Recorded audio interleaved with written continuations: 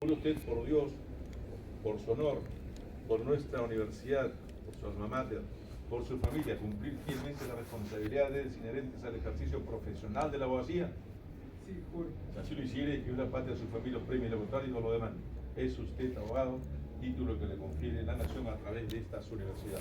Nuevamente, un aplauso para él, por favor. Para su dedo acá, para las fotografías, para pregnizar el acto y para subir en el Facebook, por favor. Compartir en las redes sociales.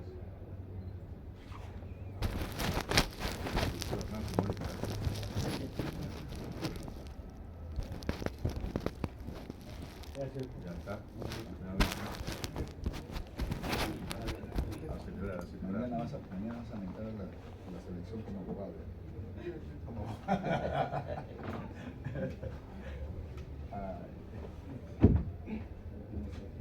Tanto nos hemos logrado que no te pasaba esa culpa. La otra Sale, doctora. Dale, dale. El otro día el Luri. ¿De dónde está? No ha comunicado. A ver, permíteme. Creo que sí. No. Último con el chico. Jefferson Efraín Aldure Pilco. Allá afuera. El pregón. Jefferson. Ahí está, Yolanda. Ya estaba litigando. Justo. Entonces pedí, ¿eh? Ya, muy bien, pero yo lo voy a parar. Para que... No, contaré en el libro para que ¿no? Ahí está, ¿no? Ya, no, Luri, ya tenemos el nombre. A ver por acá, acércate por acá. Permíteme. A ver, nombre y apellidos. Nombre, apellidos y títulos. Es cierto. Así es. Walter Romero López. No. ¿Qué me van a hacer? Un número, ¿no? Aldure Pelco, sí, ahí está nombre y apellido. Jefferson Efraín. Doble I, ahora sí.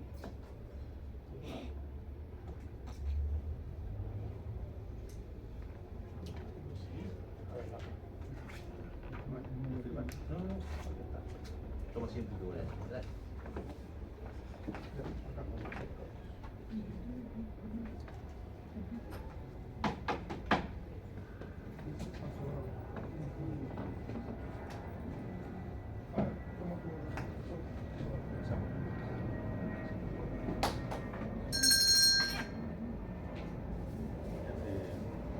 Llevamos al bachiller Jefferson Efraín Aldure Pelco. Sírvase pasar al podio y comience con la exposición de su expediente civil.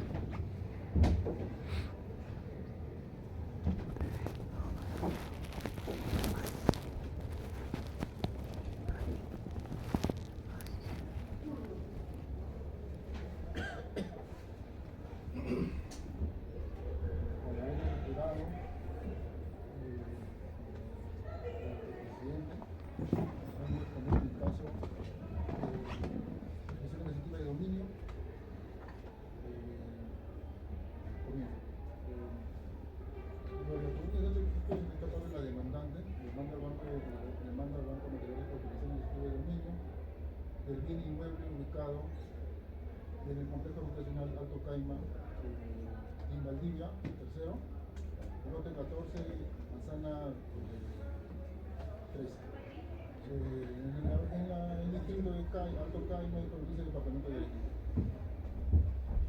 De 128 metros cuadrados, título de libro público con la serie cristal T 061 062 57. En este caso la demanda de Gloria Sánchez Quito específicamente de hecho alega tener que en posesión del inmueble de forma pacífica, pública y continua durante 22 años, desde el año 1994, desde el 17 de mayo, y que está en posesión haciendo los pagos de recibo de agua y luz y de los servicios básicos. Luego se da por la vía, se procede la vía abreviada abreviada, metodología abreviada, y los fundamentos probatorios, los medios probatorios, adjunta el certificado de copia literal del premio y la copia certificada del contrato de compraventa, los recibos de agua y luz,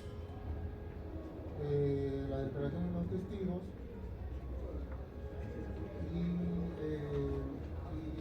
copia certificada del autovalúo, la declaración del autovalúo. Luego se admite la demanda, la parte demandada, los datos materiales, apela, tratando prácticamente que la señora está actuando de una forma temeraria, ya que la señora está solicitando que se le pague la demanda de prescripción adquisitiva, cumpliendo el pago de 180 cuotas que se realizó en el contrato, y que está actuando de una forma temeraria y que está haciendo un abuso de derechos y que la ley no debería parar el derecho. El Banco Material resolvió unilateralmente en 2007 y le dio plazo a pagar hasta el 2009 la acomodación en pago. Luego, en la resolución de primera instancia se declara fundada, ya que declara fundada y se le da como prescripción adquisitiva a la señora Brenda Sánchez del bien inmueble. No, ¿cómo se le da como prescripción? ¿Cómo es eso? Se le concede en primera instancia la prescripción adquisitiva. ¿Qué se le consigue? El predio. Piense bien, ¿no? ¿Qué pasa? ¿Qué se le reconoce algo? Se le reconoce como propietario. Ahora sí, por prescripción adquisitiva. Por Ahora sí, prescripción continúa. adquisitiva. Y ese fundamento básicamente que el Banco Materiales no hizo la interrupción de la posesión de la señora. No hubo interrupción y su falta de inasistencia a la inspección judicial y que se le aprobó en primera instancia. Luego el Banco Materiales apela, sustentando que hay un contrato de por medio y que se constituyó una hipoteca. Luego que hay un monto a pagar de 3.456 soles en 180 cuotas, que viene a ser mensualmente 90 soles en el diario 66. La facilidad de que se le dio el pago a la señora no lo... Vamos a la sentencia. Sentencia de segunda instancia. Sentencia de segunda instancia se declaró improcedente. La sentencia de segunda instancia, su fundamento básico es que por el juez Cervantes López, Cervantes López dio su voto en discordia y se declaró improcedente, ya que justifica que el artículo 73 de la Constitución establece que todos los bienes y dominios públicos son inalineables e indiscutibles. Inalineables. No, de nuevo. Inalineables. Que no se inalienables. Ahora sí, inalienables. Ya. Sí, Que son inalineables e indiscutibles. Que no se puede vender y no se puede ejecutar. El juez Cervantes López se apegó a la Constitución y también que la ley 29.618, publicada el 24 de noviembre de 2010 por el presidente de la García, donde le dio falta de prioridad a su fundamento de la señora, ya que ella alegaba tener la calidad de propietaria y ajuste título por 5 años, cosa que no se dio porque el banco resuelve el contrato del 2007 y le da pago como máximo hasta el 2009. Y promulgada la ley 1918 de 2010. A ver, la sentencia de segunda instancia, ¿en qué sentido se expide? ¿Se confirma o se revoca? Se revoca. Y reformándola, ¿cómo declaran la demanda? Infundada infundada la demanda de la Claro, persona. y llaman a Cervantes López, Ya. ¿no? Para hacer el voto de historia, y él se apega a la Constitución por jerarquía, señalaron la Constitución de la Ley 73 y se apega también a la Ley de 1918. Todos los bienes de dominio privado del Estado son imprescriptibles. Y se adhiere a cuál de las posiciones. No, él hizo Si llaman a uno es porque necesitaban los Claro. 3 votos, ¿no? 3 votos conformes. sí, Había 2 nada más. pero Ya. habían dos y lo llaman. Uno era de improcedencia, llaman a otro. Claro, la primera fue infundada, lo llamaron a. Por eso pues la posición de 2 vocales era Era que se un revoque y se empate. declara infundada. Claro. Uno decía que se revoque y se declara improcedente. Llaman a otro para que hagan 3 votos o hagan 2-2. Ya, ¿y cuál fue el voto del señor que llamaron?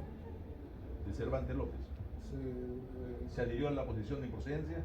No, se declaró. Claro, se adhirió a la procedente. Ya, 2-2. Y entonces, ¿cómo se dirimió? No, se dirimió Cubas, en el primer, en el que se declaró infundada, fueron dos jueces, y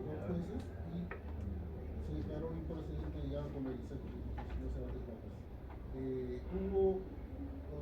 No está bien que se pueda el expediente, pero uno de los jueces se abstuvo, entonces hubo un empate, Cervantes López de las Cubas y Chirinos. Entonces llamaron, la secretaria llamó Llamó a otro más, ya.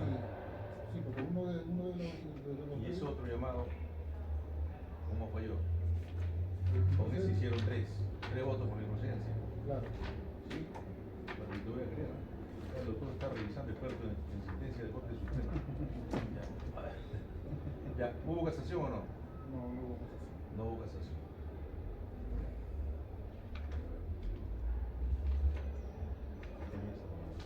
Ya, el profesor Alexander Campos va a comenzar con las preguntas.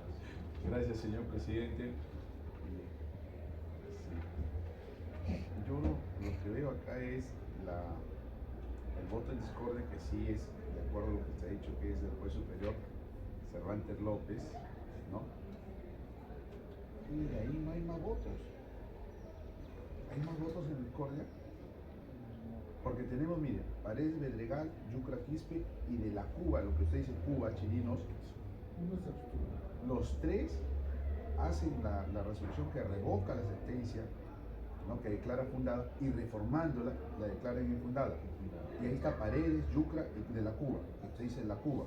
Entonces, suficiente con ellos 3 que han dicho infundada, solo que el otro ha dicho revoco y, como usted dice, ha dicho improcedente.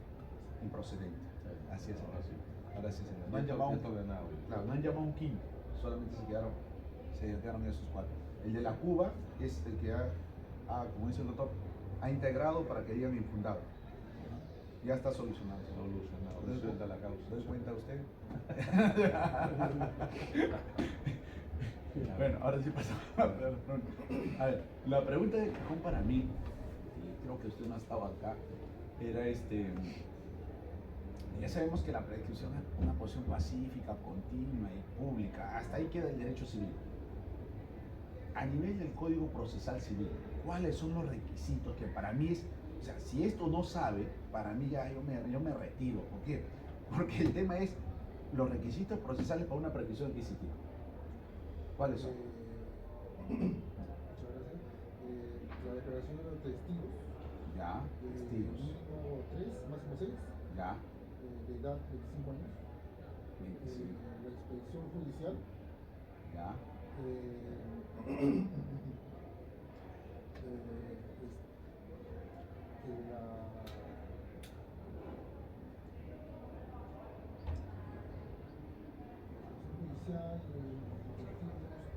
judicial, la ubicación y linderos. ¿cómo se llama eso? ¿Cómo se llama? Pero ¿cómo se, ¿qué hace el arquitecto o el ingeniero? Es su dibujito que hizo. ¿Cómo se llama el dibujito? Ya, sí se acuerda, ¿Cómo se llama? Pero ¿cómo se llama? No. Tiene un nombrecito, pues donde está ese papel, la abren así los arquitectos, día, paz, y par, voltean, y tiene un nombre. Y hasta pues. dicen, ya lo ploteaste, ya lo Con imprimiste. planos de ubicación. Claro. Ay, así es. Planos de ubicación perimétricos, los demandantes, los causantes, Ya. el tiempo y forma la forma que adquirieron y cada uno. Ya es suficiente, ha dicho al menos que con eso ya me siento un poco satisfecho con respecto al expediente. Dígame, ¿qué tipo de medios probatorios usted conoce?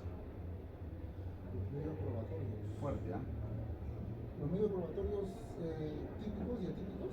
Ya. ¿Cómo son los típicos? Los típicos son la declaración de la parte, Ya. la declaración de los testigos, documentos, Ya. pericia y instrucción judicial. Ya, suficiente, son los 5.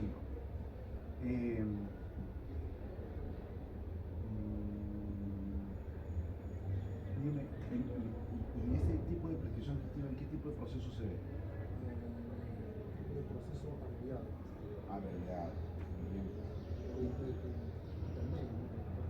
¿Hay algo, para terminar nomás, ¿hay algún acuerdo plenario sobre este tema? El acuerdo plenario, si no me acuerdo, es 264-90EF, Ya. que habla sobre el mismo está en el artículo 103 de la Constitución sobre los derechos adquiridos.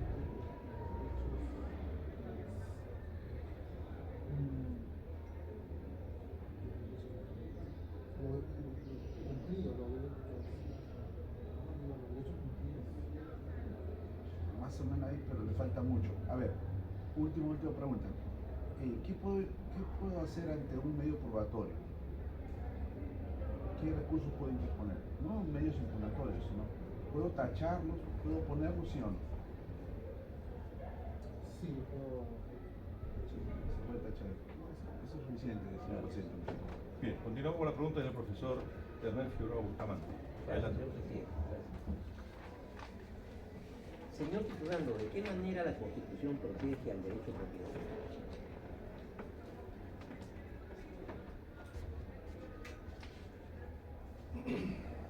¿Qué es el derecho de propiedad desde el punto de vista constitucional?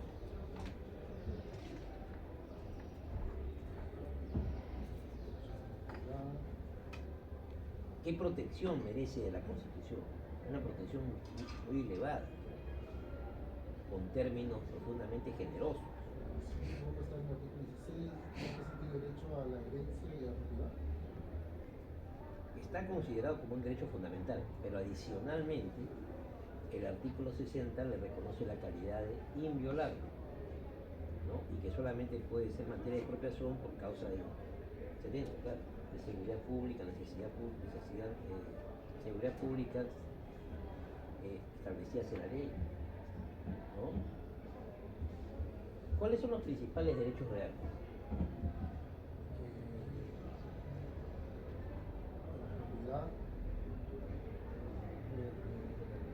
los contratos, No, propiedad, posesión, uso, usufructo, usufructo habitación, servidumbre. Ya. ¿Qué es el acto jurídico?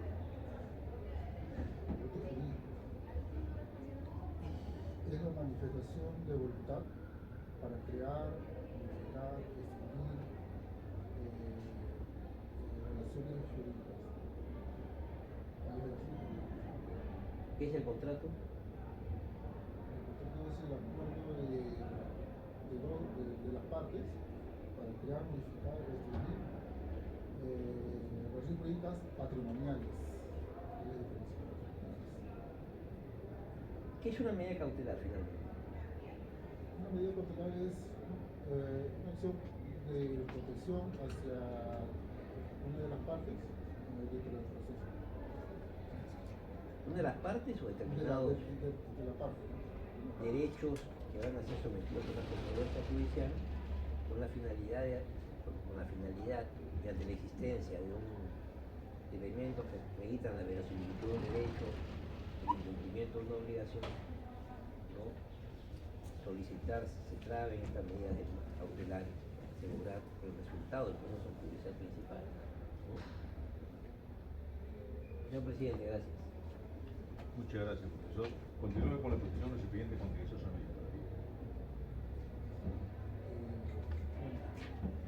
En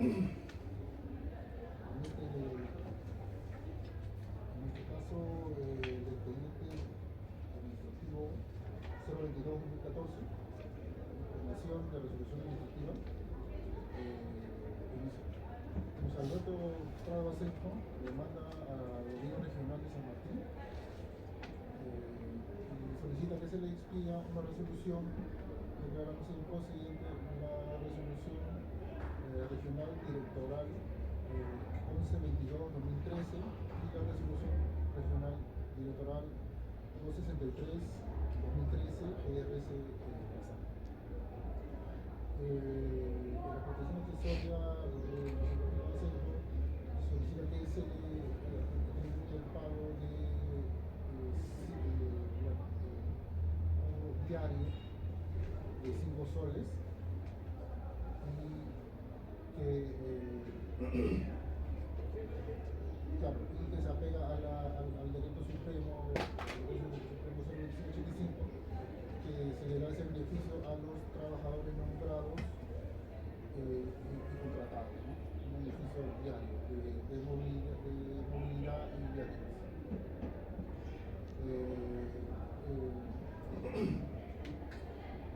En los medios probatorios, el señor Luis Alberto Asenjo, el 5 de noviembre de 2013, propone su solicitud al gobierno regional, se le declara infundada.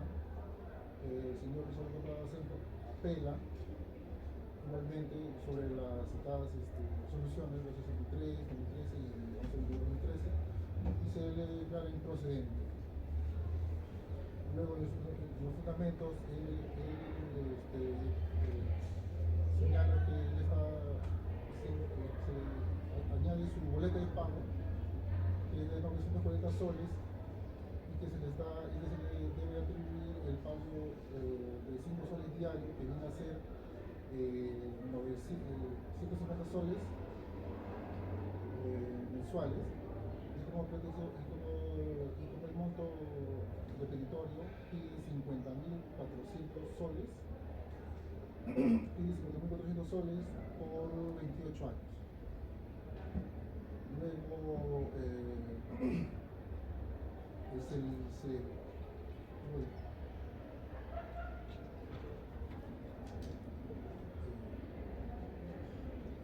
los fundamentos, el gobierno regional de San Martín apela declarando que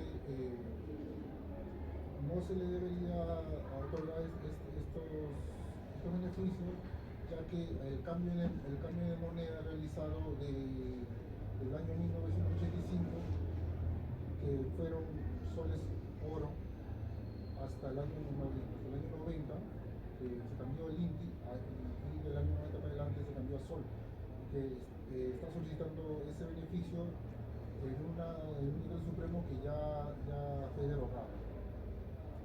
Y el actual decreto supremo 063-2013 acuerda el pago de 5 soles mensuales, no como él pretende 5 soles diarios.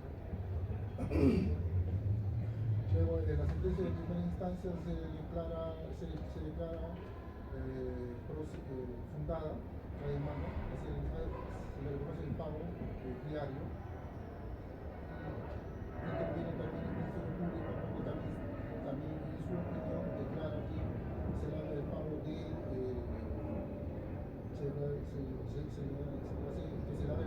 diario, 5 soles. Y que se le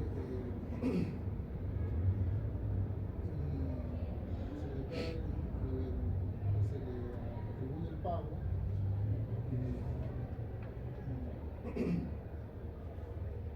luego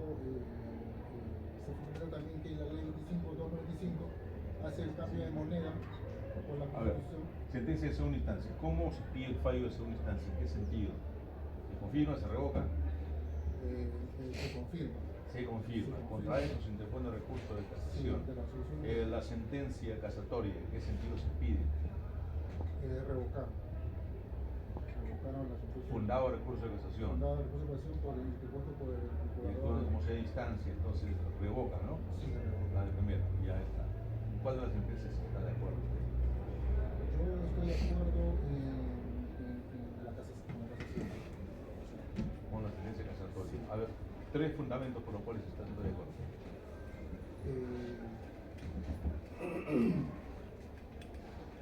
El cambio de moneda que se dio con el cambio de la constitución con el golpe de Estado del presidente Fujimori,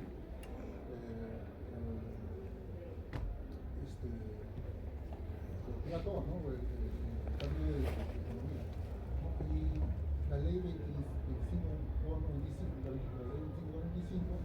que hizo el cambio de Guindy al sol en el año 91, antes del golpe de Estado, cuando hubo el cambio de moneda y el cambio económico.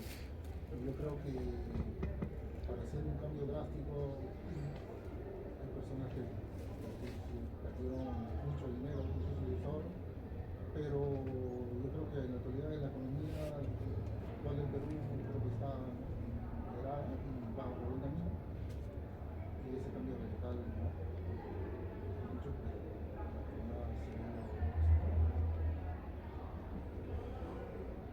No, los fundamentos de la sentencia. Yo no le estoy diciendo que diga ¿qué pasó ahora? Que los cambios en la actualidad. Estaba un tono casi fujimorista ahí en su respuesta, ¿no? No, es que leí la constitución. No, básicamente se centró en... ¿Qué fundamentos? 3 fundamentos de esa sentencia casatoria para modificar los fallos anteriores. La ley 25-295, que fue el cambio de índice a soles en el 91, la ley 264 de la ley 264-90 de finanzas, por la los hechos de los derechos adquiridos, y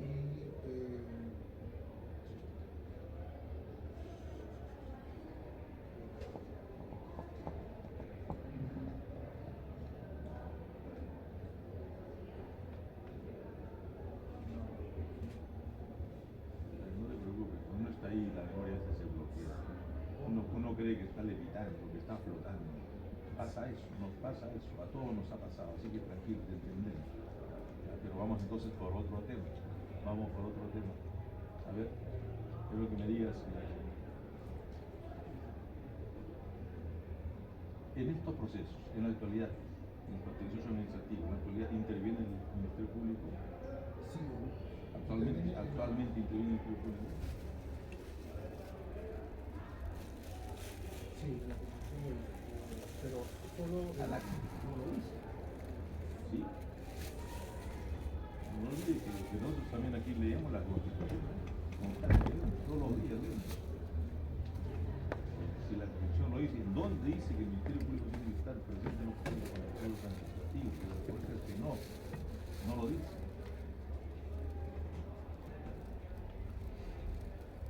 En ese entonces se intervenía el Ministerio Público, actualmente ya no. en la constitución de 79. Claro. A ver, quiero que me digas.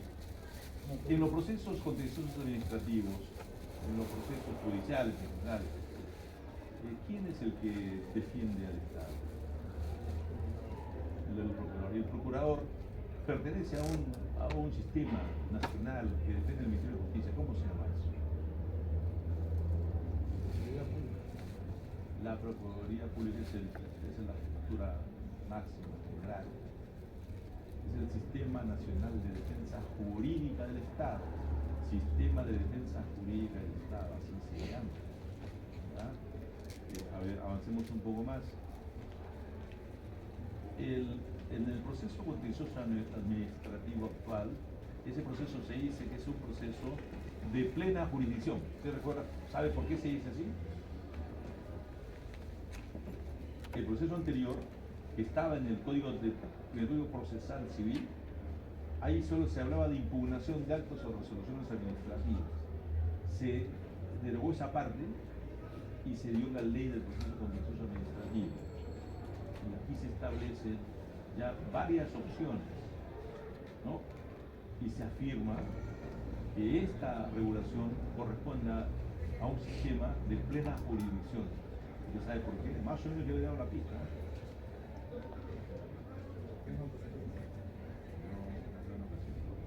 A ver, una última pregunta. Tranquilícese, usted conoce, ha leído. En el proceso contencioso administrativo, ¿cuál es el medio probatorio central, principal?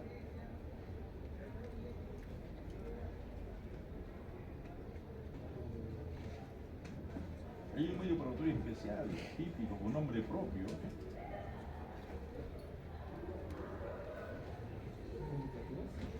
Claro, tiene que ver con resolución administrativa. El expediente administrativo, ¿no?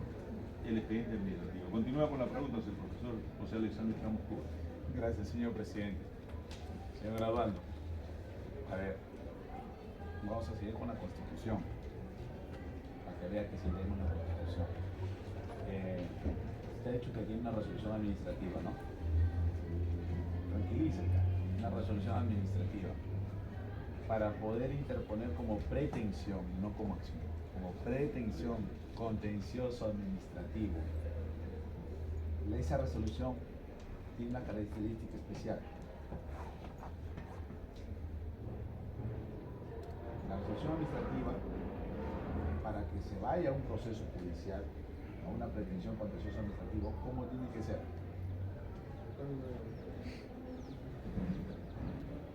Está bien, ¿agotar qué? Administrativa. ¿Y eso cómo se llama? ¿Pero cómo se llama? Causar. Causar estado. Artículo 148 de la Constitución. 148 de la Constitución. Muy bien. Miren, yo lo que estoy viendo aquí es que en la pretensión accesoria habla de la movilidad y el refrigerio en base a la remuneración íntegra o total, ¿verdad? ¿Cuál es el contenido de una remuneración?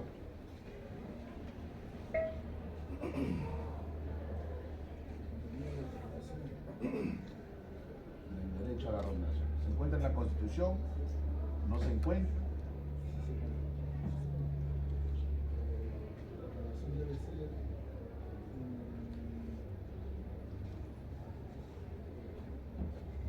por el trabajador, el empleador,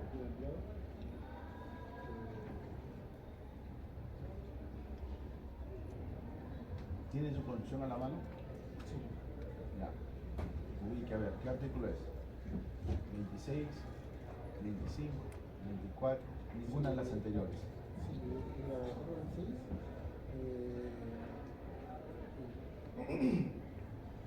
igualdad de oportunidades y sin discriminación. Son tres. Sí. El contenido de la remuneración según la Constitución, para que veas que se lee. A ver. Y cooperación favorable al trabajador. ¿Y la segunda cuál es? Carácter irrenunciable. Ya. Son de la ley. Es decir, o sea, así está el contenido de la remuneración. Ya. Luego, yo veo que en la contestación, y ahí comienza el tema del punto de controversia, es que habla sobre el Decreto Supremo 264-90-EF. ¿Qué tenemos que, o sea, cómo incide ese Decreto Supremo para el caso, para el expediente? ¿Qué? Porque tiene que ver con la ley en el tiempo. Claro, sobre la teoría del Es un poquito más fuerte que no le escucho. A sobre ver. la teoría de los hechos cumplidos, está en el artículo 104 de la Constitución, la teoría sobre los hechos cumplidos, y que 103 o 104. 103. 103. Y que el Decreto Supremo 264 habla sobre el pago de remuneración de 5 soles mensuales. Porque en eso se define. Sí, entonces, Todo es el Decreto Supremo 264-90-EF. Ahí nomás se define todo el tema. Y la posición que adopta es la teoría de los hechos cumplidos. En fin al tema. Ahora, ¿cuáles son los principios del contencioso administrativo?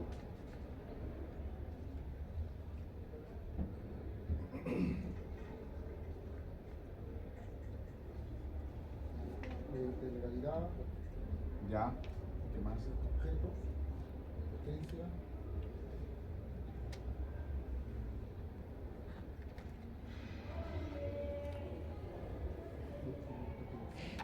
Ya. Eso es todo, señor presidente. Muchas Muchas gracias. gracias, profesor. Continuamos con las preguntas. El profesor Hernán Figueroa Bustamante continúa. Gracias. Adelante. Gracias, señor presidente.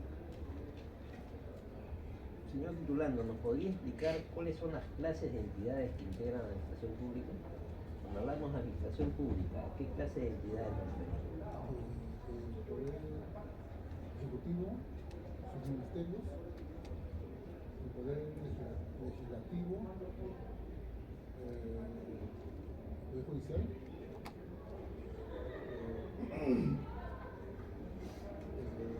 los órganos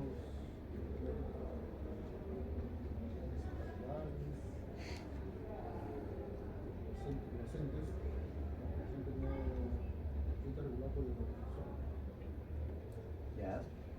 También las instituciones públicas descentralizadas, Ya claro, la municipalidad, las empresas del Estado, las universidades, públicas, privadas, los organismos constitucionalmente autónomos, los gobiernos regionales. Eso hay que saberlo, ¿no? Es importante siempre tener presente qué entidades están comprendidas en la administración pública. Y cuando hablamos de los roles del Estado, ¿cuál es la diferencia entre un Estado promotor, un Estado regulador, un Estado planificador? ¿Qué es para usted un Estado regulador? ¿Qué es para usted un Estado promotor? ¿Qué es para usted un Estado planificador? Así en términos muy generales, nadie pide, nosotros nunca pedimos conceptos ni definiciones de diccionario, pero sí tiene que haber un concepto general cercano al tema. ¿A qué le llamaría usted Estado regulador?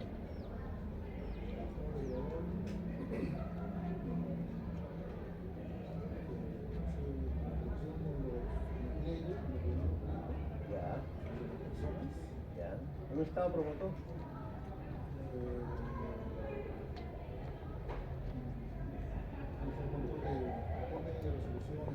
Un Estado promotor que ayuda con facilidades crediticias, tributarias, la capacitación, la formalización de la economía, ¿no?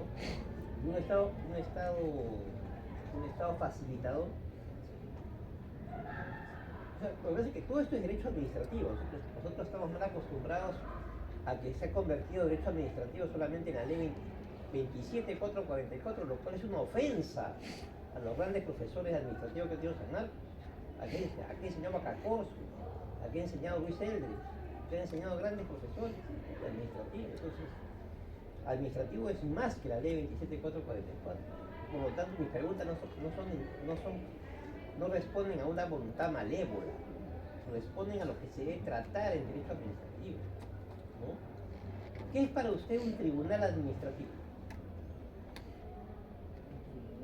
El tribunal administrativo de OCITEL, el tribunal administrativo de OCITRAN, el tribunal administrativo de SINERMIN, el tribunal administrativo de la OEFA, el tribunal administrativo, no sé, diversos tribunales administrativos. Más allá del caso en particular, un tribunal administrativo, ¿a qué funciones tiene y de qué manera ayuda al desarrollo, deporte, de los servicios públicos, de la relación entre consumidores y entidades públicas? ¿Qué piensa usted al respecto? Es un aporte para los, en este caso para los trabajadores públicos,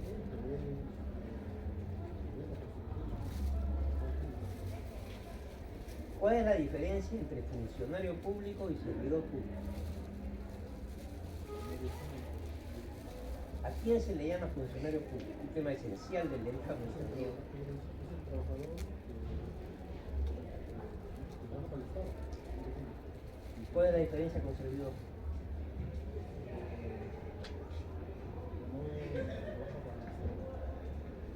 El funcionario público tiene la capacidad de decisión. El funcionario público implica un concepto de liderazgo. El funcionario público tiene un sentido de responsabilidad especial. El servidor público tiene una labor respetable, pero está sujeto a la determinación de los funcionarios públicos, ¿no? Finalmente, ¿cuál es la importancia de la función pública? Porque es importante la función pública.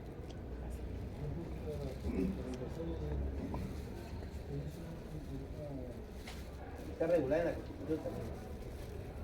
Toda la importancia de la función pública, porque es importante que tengamos para el mejor desarrollo del país, de la economía, de la vida de los ciudadanos, mejores funcionarios públicos. ¿Por qué?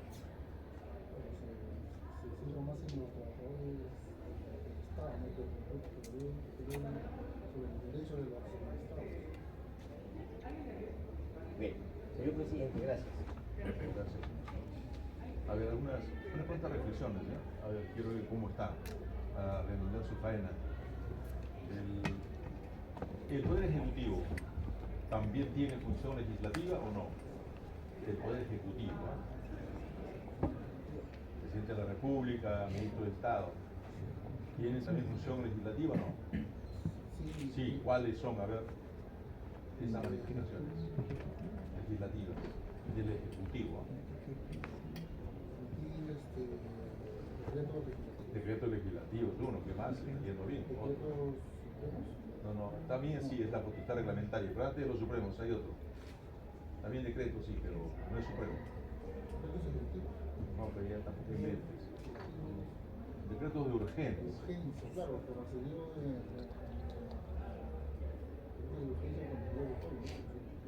Claro, pero eso me tiene que decir cuando te pregunto, pues. Ya, está bien.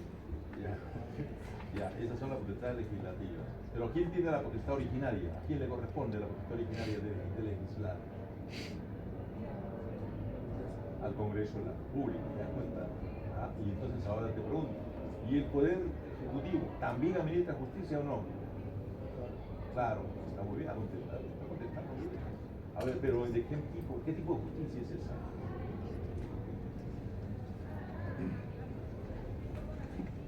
A ver, te pongo un ejemplo, ¿ya? Acá el profesor del campus le acotan unos impuestos duros, fuertes, por sus altísimos honorarios de todo el año. Él ha declarado solamente 50.000 soles, siendo que debió declarar 200.000. Ahí se tiene que pagar tal monto y él no está de acuerdo. Él va a impugnar esa decisión. ¿Quién va a resolver en la instancia administrativa esa controversia?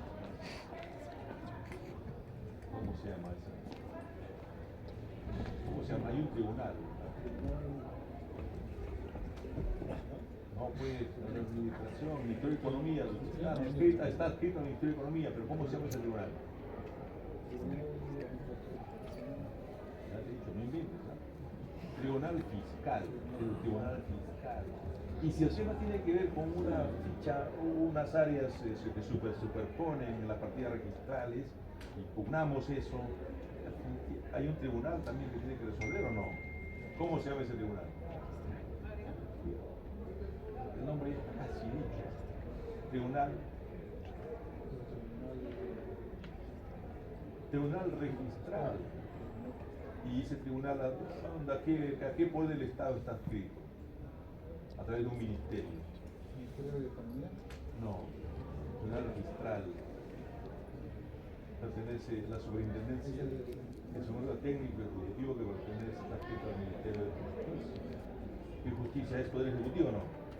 Claro, te das cuenta, también administra justicia. Pues a eso quería llegar. La justicia entonces en nuestro país, ¿a quién corresponde finalmente? Al Estado, ¿no? Al Estado. Y el Estado delega eso en órganos, en este caso, jurisdiccionales. ¿Y cuáles son esos órganos jurisdiccionales que administran justicia en el país? Poder judicial, ya dije.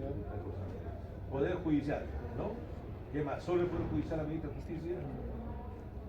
La justicia administrativa, ya, correcto, pero está bien, no tiene calidad de cosa juzgada. Pero ¿quién administra justicia constitucional? La máxima instancia, ya, está bien. Y si alguien es policía, es un militar por ahí, ¿el caso se lleva al Poder Judicial o se lleva al tribunal? ¿A dónde se lleva el caso? Si ya le estoy soltando la respuesta. Se lleva a los tribunales de la justicia, policial o militar, claro. Y si el tema tiene que ver con una impugnación de actas en un proceso electoral, ¿cuál es la máxima instancia que administra justicia electoral? Justicia electoral. ¿cómo se llama? Pues ese órgano máximo, supremo. Jurado Nacional de Elecciones. Jurado Nacional de las Elecciones, ¿te das cuenta? Ya hemos hecho un recorrido de esa naturaleza, suficiente. El jurado pasa a deliberar. Y con el mismo